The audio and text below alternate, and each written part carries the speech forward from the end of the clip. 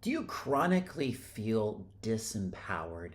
Do you have a tendency to sort of look up to and idealize other people and their lives and what they're doing? In this video, I'm going to be talking about the single biggest human imprint that involves disempowerment. And then at the end, I'm going to be doing a bit of a meditation to release it quantumly from your subconscious. My name is Adam. Welcome back to my YouTube channel. Before we get started, please take a second to like and subscribe. I'm doing some breakthrough calls for anyone who's interested. There's a link pinned in the comment section below. Now, what a breakthrough call is, it's a 30-minute Zoom call where we get on Zoom. I go over your vision for your life, for you, what it is that you're excited and inspired to create. And then we get into what's been stopping you and blocking you and getting in your way. And I will give you some tips, some tools, some suggestions to help release these things so that you can shift into the reality that you want to create the most. Okay, so the single biggest, most disempowering human imprint known to man is what I would say is the need or tendency to worship something else. I'm going to be covering a lot of different angles of this, like why we worship, who we worship, how we can transform this concept and begin to take our power back. And again, I'm going to do a meditation at the end to help you with this. But first, we want to get into understanding what this is. So I have always had a very big intuitive issue with certain aspects of religion. Okay, not all religion. It depends on how you perceive it or your intention around it. But ever since I was very little, it made me very uncomfortable. And the reason was because people just start to blindly follow anyone that they feel has an answer. And when people start to blindly follow them because, oh, they're a spiritual leader or they're a priest or they're a dictator or whatever it is, they don't think for themselves, which is actually the antithesis of true spirituality. And then if you look at the history of the things that have been done in the name of religion, all from this pattern of giving your power away, it's atrocious. I always felt really uncomfortable when people would say like, oh, Jesus said this. Jesus is the only person that can help you. You need to give your life to Jesus. Not because there's anything wrong with Jesus, but because I fundamentally knew that they didn't understand Jesus's message. And in fact, I just saw a little bit of a clip of Bashar, talking about what Jesus's intention was, which I already kind of knew. So just to be brief, Jesus's intention was not to create a whole bunch of followers.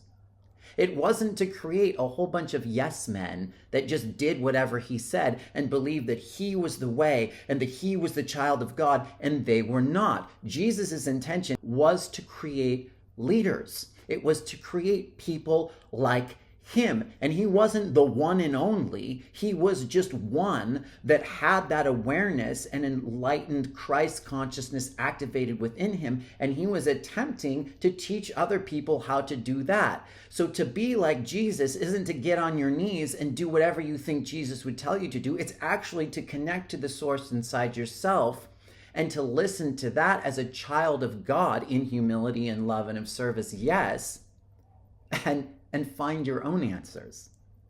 To be like Jesus and the Buddha aren't to sit around reading all the time what the Jesus and Buddha said to do. It's to actually think for yourself, go your own way, and find it yourself. People miss that.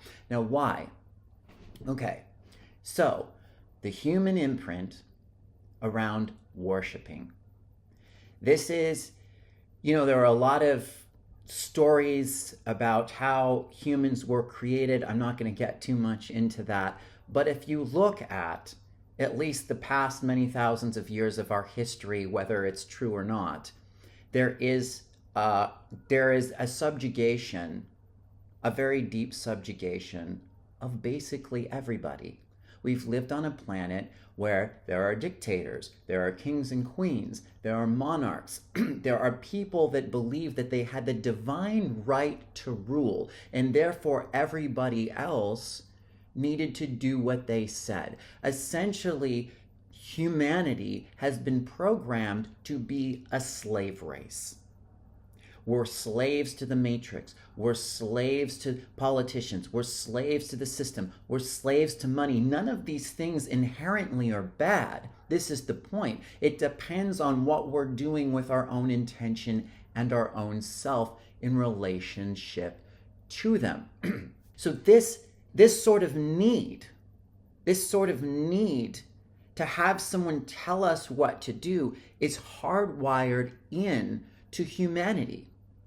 And therefore, because essentially reality is just a collective consensus, and every single thing that we hear, see, think, feel, and do is filtered through our belief lens. It's like whatever kind of lens we have over the camera will interpret any information we get through that. So because humanity, whether it initially started there around the time of Jesus or has been programmed out of it since then, I don't know, had this overlay of the worship lens, we then misinterpret Jesus's message. We interpret everything through the lens of get on your knees and give your power away. And that leads me to my next point. What does worshiping do? What does the need to worship do? How does it serve us? Well, what it does is it allows us to abdicate responsibility for our own lives and being the creators of our own lives. It allows us to believe that there's someone else out there that's going to do it for us, that's going to save us. And again, Jesus was a message of this, but he was a message that power was in you. That's a proper leader. A proper leader and a teacher teaches you how to empower yourself. We do need teachers. We do need guides. It's just how we're interpreting the message. So when person after person after person is programmed through this lens to give their power away, eventually we become terrified of it. And we actually don't really want it. We think we want it. We think we want freedom. We say we want freedom. But usually when people are given the opportunity to have true freedom, they will kind of push it to the side because it's scary, because there's so much responsibility in it. It's actually easier to believe that someone out there, someone else is going to come and do it for us. They're going to save us. That's the savior complex. And there is a power greater than us, yes, but that power isn't a man. It's not a despot. It's not a king. It's not a queen. It's the source that runs through everything. But we were created in the image of the Creator, which means you're your own creator. You're the one doing it. You have all the power that source has. The trick is humility and becoming a co-creator and not owning that power too much, but I'll get into that in a second. So that's what happens when we worship. And then this is what happens with empaths and narcissists because they give their power away to the narcissist. This happens with people who are stuck in 9-to-5 jobs because they're just so comfortable having someone else kind of tell them what to do and where to go because it's easier. Because to step out of that requires you owning all of your power, and that's scary. But if you look at it's not your fault, and it's not just you. It's something that's been imprinted into the lens of humanity for thousands of years, but it can be changed, and it is. How do you transform worship? How do you transform this need to sort of recognize people as better than you?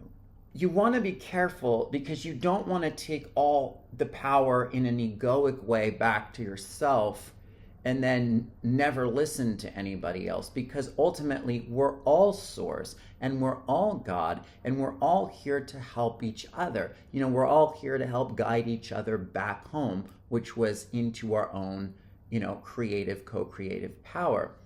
And it is good to have reverence and respect and admiration for people. But you want to be careful. It's more about understanding that you can be in awe of someone's achievements. You can respect someone's achievements. You can deeply be humbled by it. You know, that's kind of how the guru system is supposed to work in Eastern religions. It's where you just have this reverence and love for the guru, and then that energy pours through you, though that's been hijacked too, because that was filtered through the worship lens as well. It all has been.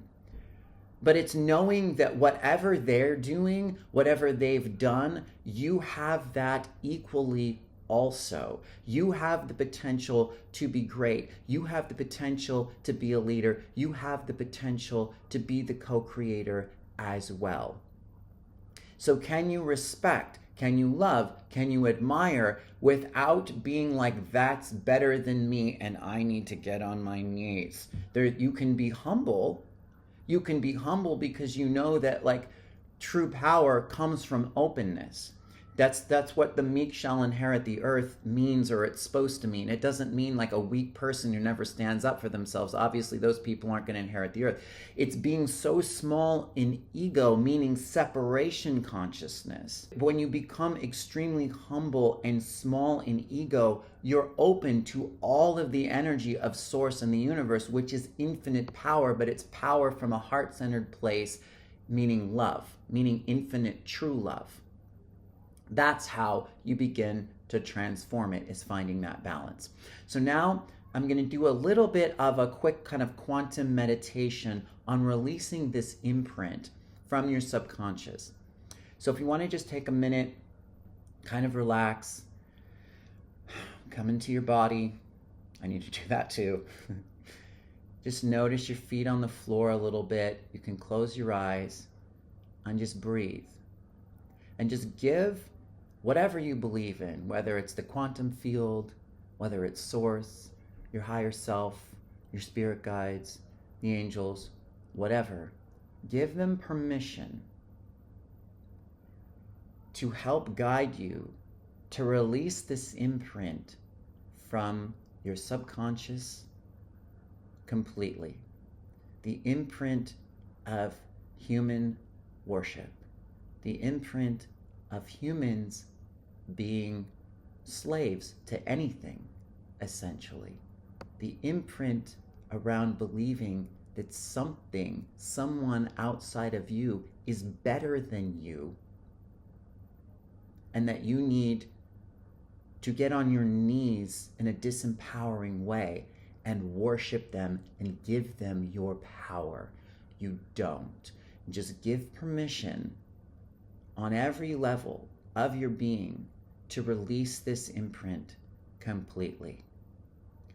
And you can, I don't know what you'll feel or see. You can imagine just sort of cords being cut to any of these sort of belief structures or any energies that link into this structure, just being cut and severed in the name of your highest good and the highest good of all. It's really time for humanity to get off their knees, at least in terms of worshiping something else. Just notice your body a little bit and just feel it. What would it feel like to release this, to always be having to like think someone's better than you, or think that your parents are better, or your older brother's better, or, you know, the politicians are better, or whoever runs the monetary system is better, or money's better. It's none of it's better. It's all you.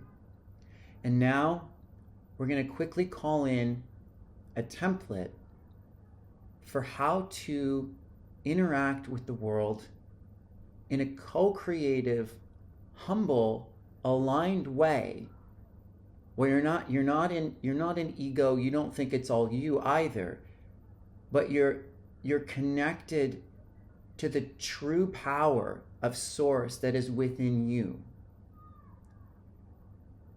for the highest good of all. Like, what does that look like? What does it feel like to know that you are as good and as worthy and as great as anyone and anything else, but they're also source too?